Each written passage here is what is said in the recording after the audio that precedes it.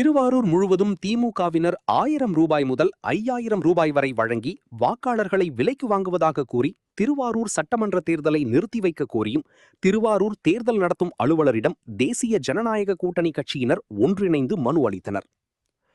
தமிழகம் முழுவதும் வரும் ஏப்ரல் 23ஆம் தேதி சட்டமன்ற பொதுத் தேர்தல் நடைபெறுகிறது. இதனை முன்னிட்டு இன்று மாலையுடன் தேர்தல் பிரச்சாரம் நிறைவடைய உள்ளது. திருவாரூர் சட்டமன்ற தொகுதியில் தேசிய ஜனநாயக கூட்டணி சார்பில் பாரதிய ஜனதா கட்சியின் வேட்பாளராக கோவி சந்துரு என்று அழைக்கப்படும் சந்திரசேகரன் போட்டியிடுகிறார்.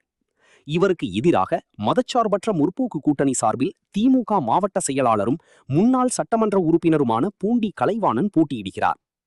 இந்த நிலையில் கடந்த சில நாட்களாக திருவாரூர் முழுவதும் திமுகவினர் வாக்காளர்களுக்கு பணப்பட்டுவாடா செய்து வருவதாக கூறப்படுகிறது.